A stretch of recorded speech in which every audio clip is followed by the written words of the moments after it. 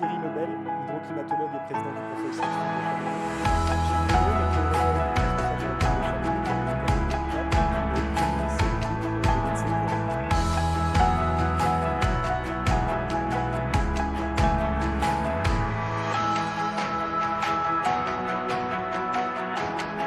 Merci à tous les trois pour votre présence. On a eu l'occasion d'échanger sur l'organisation de cette table ronde. Normalement, vos micros marchent. Vous pouvez faire un petit essai si vous voulez, mais ça devrait le faire. On va peut-être commencer par un peu le constat climatique qu'on connaît certainement tous dans cette salle, mais c'est important de voir que suivant l'échelle à laquelle on regarde, il y a quand même des évolutions assez importantes. Hop, je suis allé un peu vite. Monsieur Lebel, on va vous donner la parole. Qu'est-ce qu'on observe en quelques mots sur l'évolution du climat au niveau mondial et comment on l'explique cette évolution ? Merci. Alors, je voudrais juste commencer par une bonne nouvelle. Il n'y en a pas tant que ça dans ces temps-ci. C'est que nous avons retrouvé le bon vieux climat chamonniard, avec des journées de pluie qui vont nous permettre de remplir un petit peu nos réserves en eau. Donc, ça, c'est très bien. Pour ce qui est des évolutions climatiques, comme ça a été rappelé en introduction, je pense que tout le monde sait qu'on est confronté à un réchauffement majeur au niveau planétaire. Vous avez une courbe ici à gauche qui montre l'évolution des températures mondiales depuis le début de l'ère industrielle. Alors ça fluctue, il y a ce qu'on appelle une variabilité naturelle du climat qui fait que cette courbe n'est pas parfaitement lisse. Mais on voit qu'il y a une accélération du réchauffement depuis les années 80 et que si on fait la moyenne sur 10 ans, la décennie 2011-2020, on est au niveau mondial à plus 1,1 degré. Alors à quoi est dû ce réchauffement ? C'est la courbe de droite qui vous fournit la réponse. C'est la courbe des émissions de CO2 au niveau mondial. Donc vous voyez là aussi que ces émissions, elles sont très faibles. Elle commence à prendre de l'ampleur au début du XXe siècle avec la révolution industrielle. Et on n'arrête pas d'augmenter, non pas simplement le stock CO2 dans l'atmosphère, mais nos quantités d'émissions annuelles. Et il y a une relation extrêmement directe entre ces deux courbes. Ça, c'est ce qu'on sait. Donc, on est entré dans l'ère de ce qu'on appelle, je crois, l'anthropocène, donc un réchauffement climatique absolument dû à l'activité humaine. Mais comment on le sait et comment on peut être sûr que ces modèles d'aujourd'hui sont une réalité aussi pour demain ? Alors, la relation entre ces deux cours, évidemment, on ne va pas faire ici un cours de climat, mais elle est basée, le fait que le CO2 soit un gaz à effet de serre, que ce gaz à effet de serre s'accumule dans l'atmosphère parce qu'on en émet de plus en plus et que, in fine, ce soit la cause du réchauffement. C'est basé sur des lois de la physique extrêmement simples, enfin je dirais pas forcément simples en tant que telles, mais qui ont été démontrées expérimentalement depuis longtemps. En fait, en gros, c'est une science du 19e siècle. Alors j'insiste là-dessus parce que, bien entendu, les modèles de climat en tant que tels sont des outils un peu compliqués, mais ce qu'il y a derrière, ce sont des lois de la physique, dont la plus ancienne, c'est la mécanique planétaire, en fait, donc c'est Newton et Galilée. Et puis après, on a un certain nombre de grands contributeurs. Joseph Fourier, qui est un très grand mathématicien et physicien français, qui a été préfet de l'Isère, donc qui était quelqu'un aussi de très engagé dans la société. Des gens comme Maxwell, qui est le père de l'électromécanique, Stéphane, qui est un physicien autrichien, qui a montré le principe du rayonnement des corps noirs. Et toutes ces lois individuelles, en fait, vous les utilisez tous les jours. C'est-à-dire que, par exemple, la mécanique newtonienne et galiléenne, c'est parce qu'elle existe et que c'est une science vérifiable et vérifiée qu'on peut lancer des satellites. Et tous vos smartphones qui sont ici sont géolocalisés et utilisent un signal qui est lié au satellite. Pas de mécanique newtonienne, pas de satellite. Et pour chacune de ces grandes lois, que ce soit le rayonnement électromagnétique, le principe du gaz à effet de serre que Fourier a démontré le premier, ou le rayonnement des corps noirs, tous ces éléments-là contrôlent pratiquement tous les éléments de technologie de votre vie quotidienne. Merci pour ce petit point qui rappelle quand même qu'on est sur une science qui est depuis longtemps éprouvée. Là où ça se complique un peu, et en préparant cette table ronde, c'est que c'est pas égalitaire partout, ça chauffe pas pareil partout, et on n'a pas exactement le même constat suivant où on se trouve sur la planète. Est-ce que vous pouvez nous éclairer un peu sur ce point? Oui, alors effectivement, je n'insisterai jamais assez sur le fait que quand on parle science, on parle de choses qui sont bien établies, comme ce que je viens de montrer, et puis par contre, il y a aussi une science en marche, c'est ce qu'on appelle la recherche, et en particulier dans le domaine du climat. Le grand défi d'aujourd'hui, c'est d'essayer de bien comprendre comment ce réchauffement général de la planète se traduit à des échelles plus locales, régionales, des échelles qui sont importantes pour les populations. Donc sur cette carte, ce qu'on voit, c'est que ce fameux 1,1 degré que je vous montrais tout à l'heure dans une courbe, eh bien, quand on le distribue en quelque sorte sur l'ensemble de la planète, vous voyez qu'il y a des zones qui sont en rouge très foncé, donc où on a déjà des réchauffements qui dépassent largement 2 degrés, et puis on a des zones qui sont plus proches de 0,05 degrés. Et d'une manière générale, si vous lisez cette carte, vous voyez que sur les océans, le réchauffement est plus faible que sur les surfaces continentales. Donc par rapport à ce qu'on disait tout à l'heure, notamment Gilles Bruno, il reviendra sur les réchauffements particuliers dans les Alpes. C'est pas parce que c'est les Alpes que ça chauffe 2 fois plus vite qu'ailleurs. La première chose qui est importante, c'est de comprendre, là on le voit sur cette courbe, c'est que si on regarde les océans ils se sont réchauffés d'un peu moins de 0,9 degrés, et les surfaces des continents se réchauffent de 1,6 degrés. Ça, c'est pour des raisons physiques très très simples. Le contenu thermique des océans est bien plus important que celui des continents, et sa capacité calorifique est différente. Donc les surfaces continentales réagissent beaucoup plus vite au forçage, à l'augmentation du forçage radiatif qui est dû à l'accumulation des gaz à effet de serre. Donc on est à 1,6 degré au niveau mondial, déjà pour ce qui est des surfaces océaniques. Vous voyez donc, quand vous entendez parler à la radio des objectifs de l'accord de Paris, plus 1,5, bon, du fait que le 1,5, on ne va pas le tenir, mais peut-être ce sera 2 degrés, il faut bien que derrière ce chiffre, automatiquement, il faut déjà vous dire, ah bon, si je parle des continents, là où vivent les gens, si on me dit plus 2 au niveau mondial, déjà c'est plus 3 sur les continents. Et si on regarde dans le cas particulier de la France pour la période récente, j'ai mis ici le chiffre qui est 1,7 degré. Donc vous voyez que finalement, bon, c'est un petit peu plus chaud qu'ailleurs, mais ce n'est pas très différent de 1,6. Donc voilà, on est dans la moyenne continentale. Par contre, sur les Alpes, il y a encore un facteur amplificateur. Pourtant, dans le dernier podcast Chaleur humaine du Monde, Antoine Pellion, le secrétaire général du SGPE, la nouvelle administration à la planification écologique, parlait de ce que les politiques publiques entreprennent comme travaux, et il s'appuie déjà pour la France sur des prédictions de 3 ou 4 degrés. On y reviendra peut-être un peu tout à l'heure sur les histoires de scénarios et vers où on va. Mais effectivement, en gros, dans ces projections, encore une fois, le plus 5, on sait qu'on ne tiendra pas. Le plus 2, ça paraît très improbable. Donc on est sur des trajectoires qui sont à plus 3, peut-être 3,5. Ça veut dire en France, minimum plus 4 et peut-être plus. Merci pour... Mais on y reviendra tout à l'heure. On y revient avec plaisir tout à l'heure. Sur ce panorama, vous avez compris qu'on commençait par le mondial. On zoome sur la France. Monsieur Bruno, merci d'être là. On va passer à l'échelle des Alpes maintenant. Est-ce que vous pouvez nous donner un éclairage sur le relevé des températures dans les Alpes depuis quelques décennies? Les courbes que vous avez à l'écran sont une étude sur l'ensemble de l'arc alpin, donc qui va de Nice jusqu'à la Slovénie. Depuis 1850 jusqu'aux dernières années.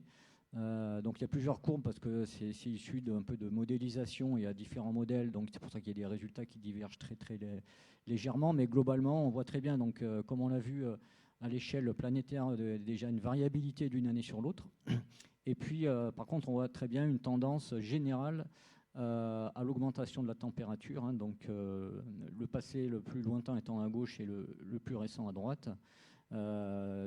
Sur les paramètres météo, donc c'est vrai qu'il y a des évolutions de différents paramètres météo, certains où il n'y a pas tellement de tendance, mais par contre sur la température, c'est absolument flagrant partout. Donc là, on le voit à l'échelle des Alpes, et sur l'image suivante, d'ailleurs, on va zoomer un petit peu plus dans la région, donc sur la courbe d'Annecy. Alors pourquoi Annecy? Parce que c'est une des rares séries de mesures extrêmement lointaines dans la région, puisqu'on remonte à 1876, donc on n'a pas loin de 150 ans de données. Donc je vous explique un petit peu qu'est-ce que c'est que ces graphiques. C'est un histogramme où il y a une valeur de température moyenne sur Annecy par an. Donc les plus anciennes sont à gauche, les plus récentes sont à droite. Alors c'est en bleu ou en rouge selon qu'on est au-dessus ou en dessous de la moyenne sur toute la série. Donc là on voit que depuis à peu près la fin des années 80, on est tout le temps au-dessus de cette valeur-là. Bon, alors comme il y a beaucoup de variabilité d'une année sur l'autre, j'ai tracé la courbe en gris qui est la moyenne sur 10 ans, qui est déjà beaucoup plus régulière. Et donc là, on remonte presque au début de l'ère industrielle, hein, puisqu'on est en 1876. Donc si on compare, donc on était à 1,5 degré d'augmentation de température à l'échelle planétaire. Sur la même période, on a 1,7 sur la France, et on voit qu'à Annecy, on est à plus 2,8 degrés. Donc là, c'est calculé sur 5 ans, hein, c'est pas tout à fait sur 10 ans. Donc à bien retenir en mémoire aussi que en fait, le différentiel de réchauffement il n'est pas pareil entre les saisons. Donc là on voit que sur Annecy, sur l'été, en fait, on est à plus 3,5 par rapport donc, au début de la série, alors qu'en hiver donc, le réchauffement est moins important. C'est pas le seul sujet qui touche la montagne, voilà. On a aussi un enjeu de précipitation, de cumul de chute de neige et d'enneigement. Alors voilà, le cumul de précipitation, donc là il n'est pas montré, mais on voit que globalement sur les Alpes, il n'y a pas de tendance significative. Alors il y a peut-être quelques endroits où ça baisse, où ça augmente un petit peu. Alors bien sûr, il y a beaucoup de variabilité d'une année sur l'autre, mais quand on regarde aussi bien sur l'année que saison par saison, on ne voit pas vraiment de tendance à l'évolution des cumuls de précipitations. Donc là, je ne parle pas des pluies intenses qui peuvent tomber sous des orages et des choses comme ça. Ça, pour l'instant, on ne sait pas l'étudier parce que les mesures de précipitation très anciennes, elles étaient mesurées par pas de 24 heures, hein, une fois le matin seulement. Et les données d'intensité sont beaucoup plus récentes. Donc là, les graphiques qu'on voit, les trois graphiques en bleu, là, en fait, c'est des cumuls de chutes de neige. Donc il y a Pralognan, la Vanoise à 1400 mètres, il y a Chamonix à 1000 mètres en fond de vallée, et puis il y a Groisy, donc c'est en Haute-Savoie, pour ceux qui ne connaissent pas, entre Annecy et Bonneville, donc à 700 mètres d'altitude. Donc en fait, sur Pralognan, en fait, la tendance à la baisse des chutes de neige finalement est pas si importante que ça, pas vraiment flagrant. Sur Chamonix, on a vu une baisse très importante dans la série, mais finalement depuis 10-15 ans, ça s'est assez stabilisé. Alors, je ne dis pas que ça va continuer comme ça. Hein. Peut-être que, voilà, il y a peut-être un moment où on va passer à un effet de seuil et l'air chaud rentrera plus facilement dans la vallée et ça sera peut-être différent parce que là, on est en fond de vallée. Hein. Ce n'est pas forcément significatif de ce qui se passe à 2000 mètres. Hein. À Groisy, on voit qu'il y a énormément de variabilité. Donc là, on est à 700 mètres. Ça a l'air plutôt de baisser dans les dernières années. Mais en fait, quand on voit que ce qui s'est passé dans un passé quand même un peu plus lointain, c'est pas forcément si évident que ça, quoi. Donc, enfin, de toute façon, il paraît quand même assez logique qu'il y ait moins de chutes de neige, mais sur à très basse altitude, hein, avec le réchauffement, donc la limite pluie neige qui a tendance à remonter doucement mais sûrement. Et donc l'autre image qui est aussi issue de l'étude sur l'échelle à l'échelle de l'arc alpin, c'est en fait là la durée de l'enneigement. Donc on voit très bien là, sur cette courbe que dans un passé plus récent, donc l'enneigement il est plus court qu'il y a très longtemps. Donc même à la limite, s'il y a autant de chutes de neige, comme il fait beaucoup plus chaud, donc l'hiver, ça ne va pas jouer. En fait, s'il fait moins 5 au lieu de moins 10, par exemple, la neige, elle ne va pas changer d'aspect, elle va rester sous forme de neige. Mais au printemps, par contre, la neige fond beaucoup plus vite et du coup, ça réduit la durée d'enneigement donc, en fin de saison. Merci pour cet éclairage. Sur le sujet des précipitations, difficile d'enregistrer des vraies évolutions. En revanche, on a un hydroclimatologue autour de la table. Ça pose quand même des enjeux, ces sujets de l'eau, notamment parce que la manière dont l'eau tombe et la manière dont on arrive à gérer l'eau en tant que telle est plus compliquée. Vous m'expliquez en préparant cette table ronde. Oui, alors je peux peut-être repartir un peu dans l'autre sens. Là, on est parti du global, on est allé un peu plus vers le local. Si je repars de ce que disait Gilles Bruno autour de l'enneigement, il montrait très bien sur le graphique d'Annecy, et c'est vrai pour toutes les stations alpines, que en fait, le réchauffement, il est plus marqué l'été que l'hiver. Alors ça a deux conséquences. La première, c'est qu'il y avait un angle mort complet du discours public et de l'action publique autour de la question des canicules. C'est-à-dire qu'on a eu la canicule de 2003 en France, puis après il y a eu 2019 où on a commencé à se dire tiens, et pourtant c'est pas faute hein, que dans la communauté des climatologues, on alertait sur cette question des canicules. Et donc ce qu'on voit, c'est que dans les Alpes, en fait, les métropoles comme Grenoble, comme Annecy, comme Chambéry, qui sont dans des fonds de vallée, vont souffrir énormément des canicules dans un climat qui va continuer à se réchauffer. La bonne nouvelle, quelque part, c'est que pour un même réchauffement annuel, si ça chauffe beaucoup l'été, ça veut dire que ça chauffe relativement moins l'hiver. Donc c'est vrai que l'augmentation de température, elle est un peu moins forte l'hiver que l'été. Donc l'impact sur l'enneigement est un peu diminué en termes relatifs de ce point de vue-là. Ce qui n'empêche pas qu'on voit très bien, effectivement, à la fois le décroissement du manteau neigeux et puis l'impact sur les glaciers. Si on remonte maintenant un petit peu en échelle spatiale, ce qu'il faut bien avoir présent à l'esprit, c'est qu'une atmosphère plus chaude, elle contient plus d'humidité. D'accord ? C'est le principe dans votre cuisine, hein, quand vous faites chauffer votre cocotte, selon qu'il fait froid ou pas, vous voyez que ça se condense ou que ça ne se condense pas. Donc une atmosphère plus chaude contient plus d'eau. Une atmosphère plus chaude et plus humide, elle est plus explosive. Et donc c'est ce qu'on voit maintenant régulièrement depuis une dizaine d'années, c'est une augmentation très forte des précipitations extrêmes un peu partout au bord de la planète. Donc globalement, les quantités de précipitations mondiales, elles ne vont pas tellement évoluer. Le stock d'eau sur Terre, il ne bouge pas, il n'y a pas d'évaporation à la stratosphère, il n'y a pas d'apport d'eau par en dessous, donc on a un stock d'eau qui est à peu près constant. La question, c'est de savoir comment il circule. Et donc il va circuler d'une manière plus explosive, avec des précipitations plus fortes et des périodes de sécheresse qui sont également plus fortes. Donc, pour chaque territoire, et en particulier pour notre territoire de montagne, ça pose évidemment des problèmes de partage. L'eau est essentielle à la vie terrestre. Globalement, dans les montagnes, on en a pas mal de l'eau. En plus, on est en train de faire fondre les glaciers, donc on en fait passer pas mal, que EDF est très content de turbiner. Mais à terme, on va être, y compris dans nos zones de montagne, soumis à des stress hydriques. Et donc, il y aura des problèmes d'arbitrage importants à faire entre les usages agricoles, les usages de consommation quotidienne, les usages pour le tourisme. Merci pour cet éclairage sur le cycle de l'eau et la manière dont on va être impacté en montagne. Et pour cette première partie de constat, on va passer peut-être maintenant aux prévisions, voir aussi un petit peu ce qui nous attend. Et on va faire le même schéma mondial, national, local. Monsieur Bonneau, quelques hypothèses du GIEC au niveau mondial. Oui, donc là, en effet, c'est les courbes du dernier rapport du GIEC là, de 2021, donc avec la courbe en gris, en fait, qui est la température planétaire des dernières, on va dire du dernier siècle, ou un peu plus même. Et puis en couleur, donc c'est l'évolution de température projetée dans le futur, donc à l'échelle planétaire, et avec différents scénarios. Parce que donc on sait très bien que maintenant, voilà, grosso modo, dans les 10-20 prochaines années, de toute façon, quoi qu'on fasse, il y a très peu de variabilité sur l'évolution future. Mais après, pour la suite, en fonction en fait, des émissions de gaz à effet de serre qu'on va avoir dans le futur, on a des scénarios qui vont soit pouvoir avoir un réchauffement très important, ou au contraire arriver à se stabiliser, voire même à diminuer, quoi. Donc voilà, c'est les différentes courbes là qu'on a en couleur ici. Et donc Thierry va nous préciser un peu justement ces différents scénarios.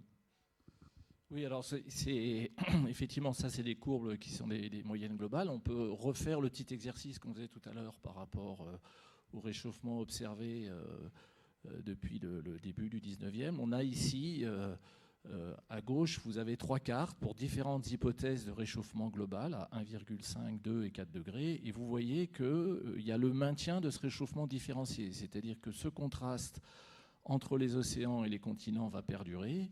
Et que, par exemple, dans le scénario à plus 4, il y a des endroits de la planète qui vont se réchauffer à plus 9, plus 10, voire plus 11 degrés. Et ça, ce n'est pas le scénario le plus catastrophique. Donc vous voyez que, encore une fois, derrière ces chiffres globaux qui sont souvent martelés dans les médias, il y a une diversité d'impacts pour les territoires qu'on retrouve sur les cartes de droite, qui sont des cartes pour la France.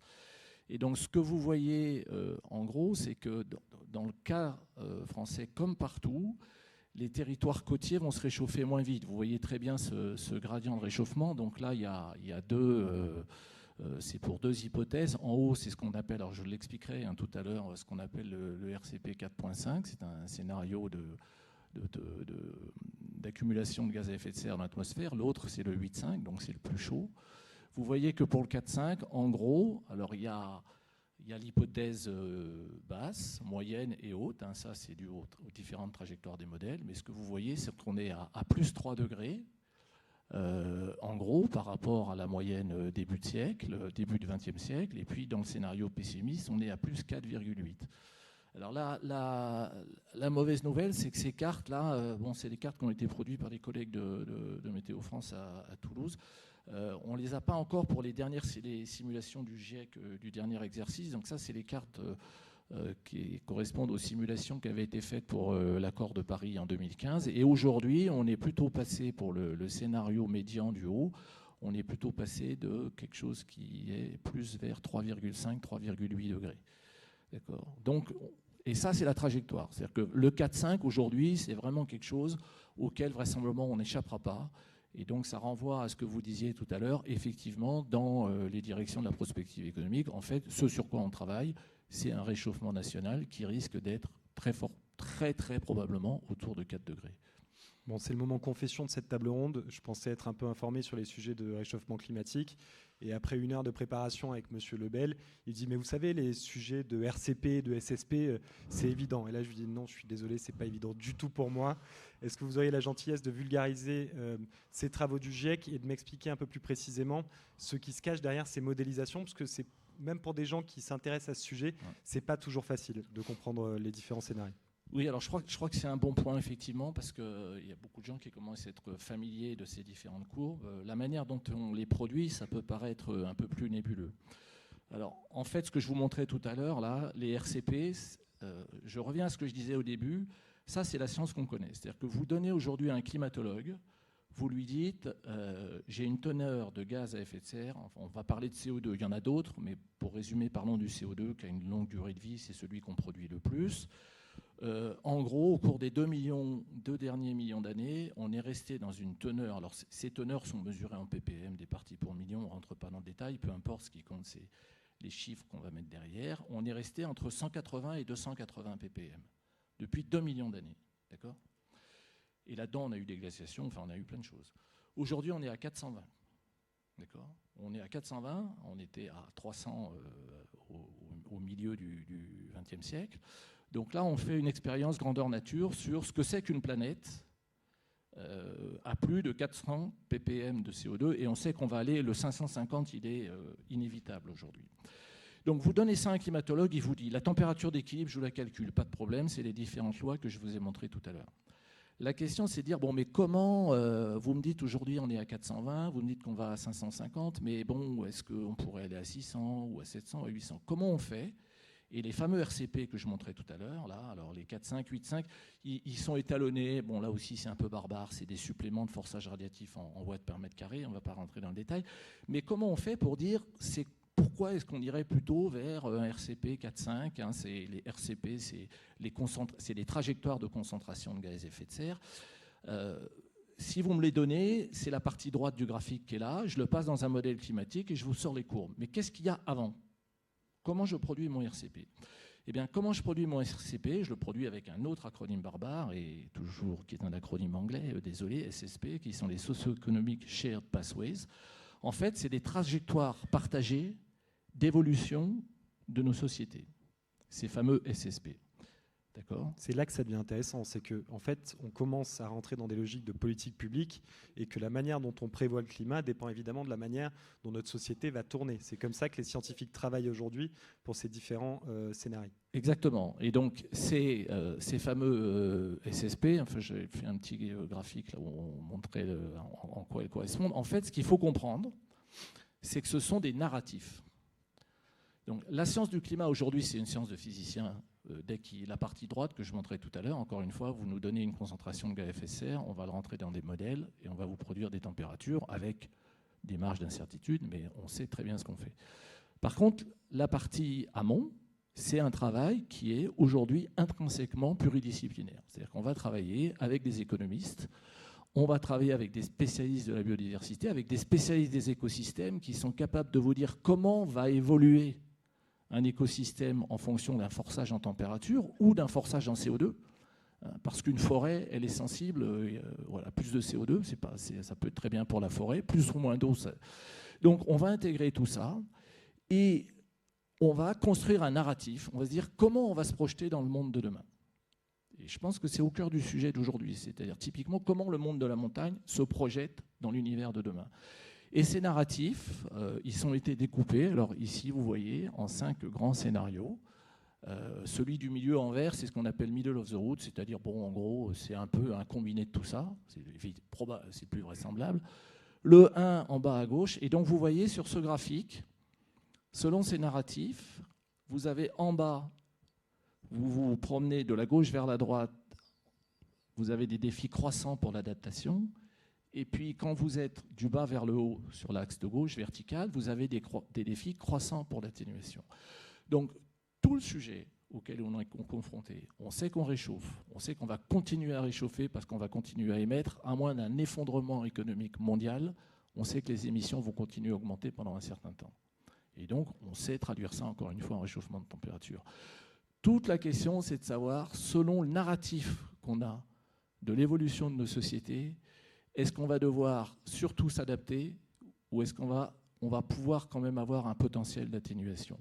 Et donc, dans ces 4 grands narratifs, il y en a un, le mieux, le narratif de la durabilité, en bleu, en bas à gauche. C'est celui qui demandera le moins d'efforts en termes d'atténuation et le moins d'efforts en termes d'adaptation. Et puis, si vous prenez au contraire le 3, qui est là-haut, en haut à droite, c'est celui qui exigera le plus d'efforts à la fois en termes d'adaptation et en termes d'atténuation. Et pourquoi ça? Parce que dans ce narratif, on a un narratif qui est finalement où on met le narratif de base, c'est la rivalité régionale. C'est-à-dire qu'il n'y a plus de coopération à l'échelle mondiale et chacun essaye de maximiser le profit à son échelle. Donc ce qui est vrai au niveau mondial est vrai à l'échelle d'un territoire national. C'est-à-dire que vous pouvez mettre les territoires en compétition, par exemple, typiquement. Et si vous n'avez pas de coopération, vous vous rendez compte que vous avez des émissions en CO2 qui explosent. Et donc si vous voulez contraindre à un moment donné à dire, bon là, il faut arrêter, parce qu'au niveau du chauffage de la planète, ça va devenir insupportable, c'est à ce moment-là que les contraintes que vous allez devoir exercer sur les sociétés vont être majeures. Parce que là, vous êtes obligé, hop, stop. Plus d'infrastructures, on ne construit plus, on arrête, c'est sobriété forcée, incontournable, non discutable. D'accord ? Et donc, les autres scénarios, le 5 et le 4, sont des scénarios un petit peu intermédiaires. Et c'est dans ces narratifs, aujourd'hui, qu'on évolue. Alors, juste pour conclure, il y a 3 éléments qui sont importants à avoir, à conserver en tête par rapport à ça. Le premier, évidemment, c'est que tout ce qu'on ne fait pas aujourd'hui, on le paiera 3 fois plus tard. D'accord ? Parce qu'on est sur ces courbes d'inertie, dans les scénarios que montrait Gilles Bruno tout à l'heure, ce qui est très intéressant, qui est intéressant, et qui rend la chose très compliquée, c'est que si vous avez ces courbes en tête, vous voyez que jusqu'en 2040, 2050, finalement, si vous êtes sur un scénario très haute émission par rapport à un scénario assez basse émission, l'impact en augmentation de température, il n'est pas si fort que ça. Donc la perception que vous en avez, on voit que ça chauffe, mais pas tant que ça. Quand vous êtes en 2050, ces choix de trajectoire que vous aurez fait, qu'on fait maintenant, parce que quand vous faites des investissements économiques maintenant, c'est pour les amortir sur 30 ou 40 ans. Donc vous n'allez pas dire j'investis aujourd'hui et puis demain j'arrête. Eh bien, on le paiera très fort à partir de 2050. Ça, c'est la première chose. La deuxième chose, c'est qu'il y a un vrai danger de faire ce qu'on appelle de la maladaptation. C'est-à-dire qu'on fait de la sécurisation économique à court terme en disant on veut préserver les intérêts de telle catégorie de la population. Pour ça, on va avoir des solutions d'adaptation. L'exemple typique, c'est la climatisation. Vous pouvez dire, ça chauffe. C'est pas grave. Il y a des climatiseurs. Vous pouvez même dire, supposer, c'est embêtant parce qu'on produit peu de climatiseurs en France, mais supposez qu'il y a une bonne industrie de la climatisation en France, vous direz super, ça fait marcher l'industrie de la climatisation, ça crée des emplois, ça crée du business. Oui, sauf que quand vous climatisez, vous émettez des gaz à effet de serre. Donc ça, c'est typiquement la mauvaise adaptation. Vous dites, on a la solution technique, oui, mais la solution technique, en fait, elle contribue à renforcer le problème, la source du problème qu'on a créé. Donc deuxième chose, maladaptation. C'est le problème de l'enneigement artificiel aussi, d'une certaine manière. Et puis, alors, le troisième sujet, ça c'est quelque chose dont très peu de monde parle, mais qui a été quantifié dans le dernier rapport du GIEC, c'est ce qu'on appelle en anglais les stranded assets, c'est-à-dire les actifs échoués. On a estimé, les économistes ont estimé qu'aujourd'hui, il y a entre 1000 et 4000 milliards de dollars, si on prend la période qui va de 2015 à 2030, dans la manière dont on gère les trajectoires économiques aujourd'hui, il y a entre 1000 et 4000 milliards de dollars d'investissements qui seront des actifs échoués. Ils ne seront jamais rentabilisés. Et donc, quand on dit aujourd'hui les mesures d'atténuation, ça coûte cher. Rénover les logements, ça coûte cher. Avoir des transports publics, ça coûte cher. Oui, mais si ces 1000 à 4000 milliards de dollars, on les mettait là-dedans, plutôt que de continuer à faire de la vieille économie et de la construction d'infrastructures qui sont obsolètes, on serait dans un univers qui serait beaucoup plus proche de SSP1 qui est ici que du SSP3. Merci beaucoup pour cette présentation et ces évolutions à deux voies du réchauffement climatique. Ça pose aussi le débat passionnant de comment on calcule la rentabilité d'un investissement. On y reviendra. Madame Sénigou, je vous donne la présentation. Merci encore à l'INSEE d'avoir travaillé comme vous l'avez fait, parce que je crois que c'est la première fois qu'on vous le demandait, et vous l'avez fait dans un temps record, sur l'évolution des profils socio-économiques des territoires de montagne. Vous avez travaillé à la fois sur la population, sur le logement, mais également sur les niveaux d'emploi dans ces différentes régions. Je vous laisse nous présenter les échantillons et la manière dont vous avez travaillé sur ce sujet. Oui, donc on a commencé déjà par définir ce que c'est qu'un territoire de montagne. Donc pour ça, on a sélectionné toutes les communes qui sont régies par la loi relative au développement et à la protection de la montagne, dite la loi montagne, loi qui date de 85 et qui a été complétée en 2016. Cette loi, elle concerne à peu près 5600 communes que vous pouvez visualiser en jaune sur la carte. Au sein de ces communes, on a distingué aussi les stations de ski qu'on a définies comme les communes équipées d'au moins une remontée mécanique. Donc ça concerne 279 communes qui sont donc en bleu sur la carte. Ce que vous voyez sur la carte, c'est qu'une grosse majorité des communes bleues sont dans les Alpes. Donc dans la suite de la présentation, on va zoomer sur les 4 départements de Haute-Savoie, Savoie, Isère et Hautes-Alpes. Dans ces 4 départements, on a 64% des communes qui sont des communes de montagne. Parmi ces communes de montagne, on a 17% de stations de ski. En fait, ces 4 départements concentrent la moitié des stations de ski de France métropolitaine. Dans la suite, on va donc rentrer dans le cœur du sujet avec le profil socio-économique donc de ces 4 départements. Les données seront des données de 2019, c'est un peu vieux. On a des données un peu plus récentes, 2020-2021. Le souci, c'est qu'on est sur un territoire qui a été pas mal impacté par la crise, notamment au niveau de l'emploi. Donc on a préféré rester sur 2019 et faire un profil d'avant-crise pour cette présentation. Alors concernant la population, là vous avez un graphique qui montre l'évolution de la population. On voit que l'évolution de la population jusqu'à la fin des années 2000 est similaire et très dynamique dans les stations de ski, les communes de montagne et les 4 départements englobants. À partir de la fin des années 2010, on voit que la population, elle stagne dans les stations de ski et elle continue d'augmenter dans les communes de montagne et dans les 4 territoires englobants, mais de manière moins dynamique. Alors pour essayer de comprendre, on zoome sur une période un peu plus récente et on va regarder ce qui se passe sur les périodes 2008-2013 et 2013-2019. Sur l'histogramme, là, vous avez à gauche les données relatives aux stations de ski, au milieu celles pour les communes de montagne et à droite celles des 4 départements. Sur chacune des parties, on compare donc 2008-2013 et 2013-2019. On a un gros point. Que vous voyez dans la salle ? Points, voilà, ici, là, vous voyez les gros points. Donc ces gros points, ça représente les taux annuels moyens d'évolution de la population. Donc par exemple, celui qui est là montre que dans les communes, les 4 départements, l'évolution, enfin la population a augmenté de 0,96% par an entre 2008 et 2013. Ce qu'on remarque, c'est qu'à chaque fois, ce point, il diminue entre les 2 périodes, sur chacun de nos 3 territoires. Et donc on essaye de comprendre pourquoi. Et en fait, ce taux, il se calcule en sommant 2 indicateurs. C'est la somme du solde naturel et du solde migratoire. Le solde naturel, c'est la différence entre les naissances et les décès, qui est donc en violet foncé, là, sur l'histogramme.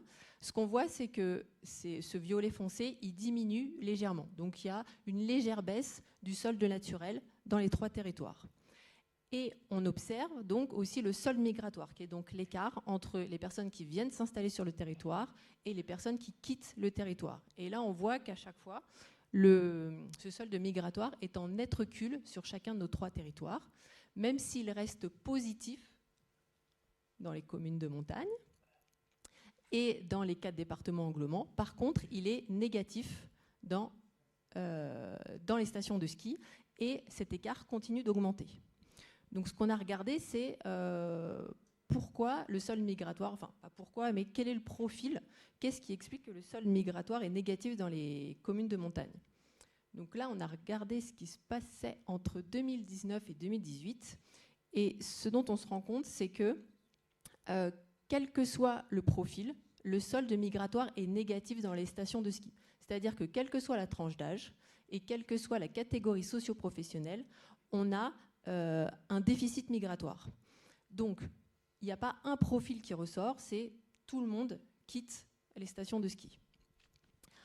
Dans les communes de montagne, on a vu tout à l'heure que le solde migratoire est positif. Donc, on a toujours plus d'arrivées que de départs dans les communes de montagne. Et là, pour le coup, il y a un profil qui ressort, puisqu'on voit que cet excédent migratoire, il se compose principalement ici des personnes âgées de 25 à 40 ans et de leurs enfants. Et on voit ici que c'est plutôt des cadres et des professions intermédiaires. On a aussi un profil qui ressort et qui est toujours déficitaire. Ce sont les 18-24 ans, qui sont en fait équivalents à nos étudiants élèves qui sont ici, vu que c'est la période, l'âge où on quitte le domicile parental pour aller rejoindre des pôles de formation, enfin des endroits où l'offre de formation est plus étendue. Voilà, concernant la population. Maintenant, quand on passe à l'emploi, vous visualisez sur ce graphique toujours les évolutions de population qu'on a remis et qui sont en trait plein. On a rajouté sur ce graphique les évolutions d'emploi en pointillés. Ce qu'on constate, c'est que pour les stations de ski, on a une évolution ici de l'emploi qui est plus dynamique que l'évolution de la population jusque dans les années 90. Et à partir des années 90, on voit que l'écart ne diminue pas. Donc ça veut dire que là, l'évolution de l'emploi suit l'évolution de la population. Et ça s'explique par le fait que dans ces stations de ski, on a beaucoup d'emplois présentiels. C'est donc de l'emploi qui est directement lié à destination de la population, comme le commerce, les services aux particuliers. Donc, plus la population augmente, plus les besoins augmentent et plus l'emploi se développe.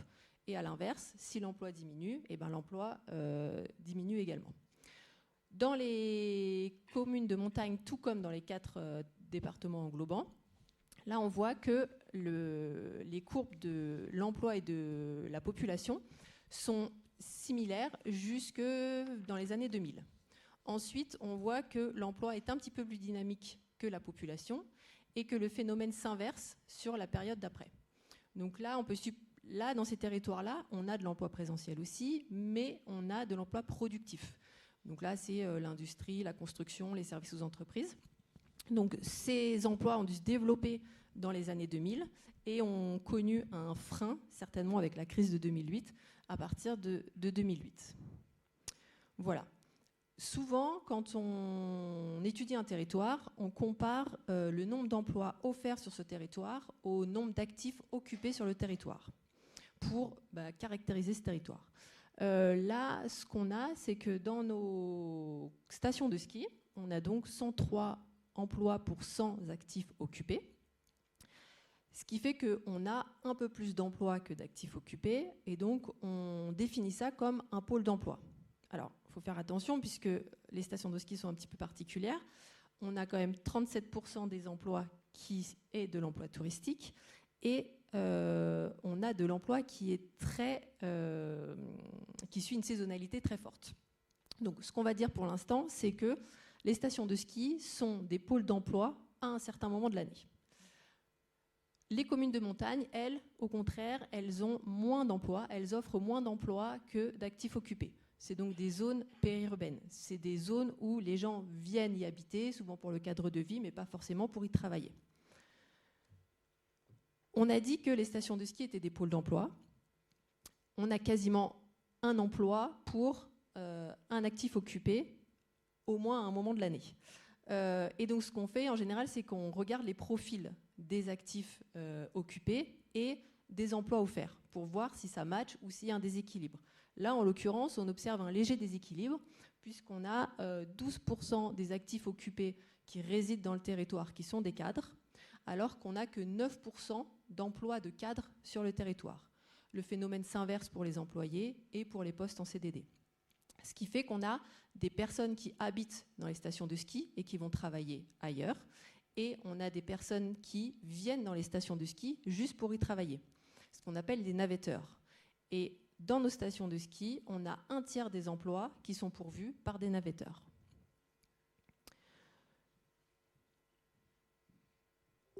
Au niveau de la spécialisation sectorielle, les 4 secteurs d'activité les plus présents dans les stations de ski sont l'hébergement-restauration, le commerce, le transport et l'enseignement. On a donc une spécificité au niveau de l'hébergement-restauration qui est surreprésentée dans les stations de ski, comme attendu, et également les transports qui incluent les remontées mécaniques. On a le commerce qui a un poids équivalent dans les stations de ski et les communes de montagne. Alors, c'est peut-être pas derrière les mêmes types de commerces qui sont proposés. Et on a aussi l'enseignement qui est au même niveau dans les stations de ski et les communes de montagne. Là, il faut savoir aussi que dans l'enseignement, derrière, il y a tous les moniteurs de ski. Au niveau de la saisonnalité, donc là, sur ce graphique, on compare, on visualise l'écart entre l'emploi mensuel et l'emploi moyen annuel. Donc on voit qu'on a un pic d'emploi au moment de la saison d'hiver et dans les stations de ski. Et on a un léger pic d'emploi au niveau de la saison estivale, pic plus marqué dans les communes de montagne hors station de ski. Alors, ces données, elles datent de 2015, donc elles sont quand même assez vieilles. On a changé de source et de base de données depuis.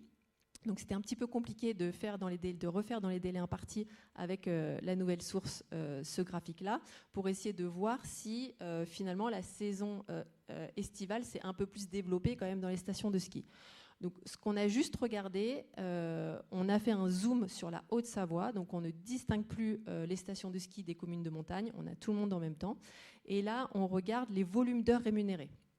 Et donc on voit que ce soit en 2019, 2022 et les premiers 6 mois de 2023. Donc on a retiré 2020 et 2021, puisque là, on n'avait plus du tout les mêmes courbes. On voit qu'on a bien 2 saisons et que les volumes de nombre d'heures sont quasiment identiques en hiver et en été. Donc peut-être que l'activité estivale s'est quand même développée dans les stations de ski. Merci pour avoir compilé ce chiffre. Je sais que ça a été une demande de dernière minute de notre part, mais c'est intéressant dans cette logique de réflexion autour du tourisme 4 saisons dans les régions de montagne. Ensuite, dernières informations sur les logements. Donc, on voit que dans les stations de ski, ce sont les résidences secondaires qui sont majoritaires, avec 65%. Et ce qu'on voit aussi, c'est qu'on a peu de logements vacants par rapport aux autres territoires. Au niveau de l'évolution du nombre de logements... La définition de logement vacant, pour bien comprendre. Ouais, c'est au sens du recensement, c'est-à-dire que personne n'y habite et personne ne déclare ce logement comme une résidence secondaire. D'accord. Donc, a priori, c'est vraiment vide personne et personne n'y habite à l'année, et une partie de l'année. On a au niveau de l'évolution du nombre de logements entre 2013 et 2019, on voit qu'on a plus 4,6% de logements dans les stations de ski, ce qui est un peu moins que dans les communes de montagne et dans les départements englobants, mais ce qui reste supérieur à la population, puisqu'on a dit précédemment que la population est stable sur la période 2013-2019. Pour conclure, donc, les communes de montagne, elles sont démographiquement dynamiques, comme les 4 départements englobants. Par contre, au niveau des stations de ski, la population s'est stabilisée depuis 2009, alors qu'elles avaient connu un fort développement de population et d'emploi jusqu'à la fin des années 2000. Ces stations de ski, elles restent des pôles d'emploi au moins une partie de l'année, mais on y observe un déséquilibre emploi-population. On a des spécialisations sectorielles évidentes avec l'hébergement-restauration et les transports. Et enfin, on a vu qu'on avait des saisonnalités qui étaient en 2015 assez opposées entre les stations et hors stations et qui peut-être tendent à être moins opposées maintenant. Merci beaucoup pour cet éclairage. Merci aussi à tous les trois pour avoir montré l'exemple pour le reste de la journée. Vous avez respecté le timing et ça nous permet d'ouvrir, parce que ça va être le cas toute la journée, à une séquence de questions-réponses. On a traité pas mal de sujets. Eva est dans la salle et peut vous apporter un micro. N'hésitez pas. On a été nourri d'énormément de contenu intéressant pendant ces premières 45 minutes. S'il y a des points que vous voulez préciser, c'est aussi l'occasion pour la salle d'échanger directement avec les intervenants. Je te dis, Eva, si je vois une main se lever. Oui, il y a une main qui se lève juste là.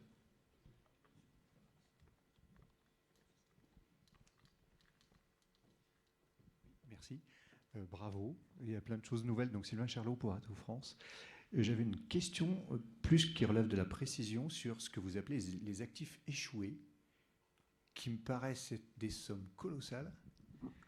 Et je me dis que si elles pouvaient être mieux affectées, on aurait un gros espoir. Alors c'est colossal parce qu'effectivement on mélange un peu tout, mais vous savez qu'un pays comme la Chine prévoit de construire 3000 centrales à charbon dans les 30 ans qui viennent. Et toutes ces centrales à charbon, c'est des actifs échoués parce qu'elles ne seront jamais rentabilisées. Donc ça c'est un exemple. Hein. L'exercice du GIEC, il est vraiment global. Mais ce que je veux dire, c'est que quand on regarde ces chiffres, derrière, on voit bien la notion, c'est quoi le capital disponible pour financer aujourd'hui la transition énergétique. D'accord ? Et en fait, ce capital, il est énorme. La question, c'est de savoir où est-ce qu'on met cet argent. Et si on le décline au niveau français, si on veut faire la liste des actifs échoués, il y en a quelques-uns quand même. Mais bon, y compris qui font l'actualité, on va dire. On veut des exemples.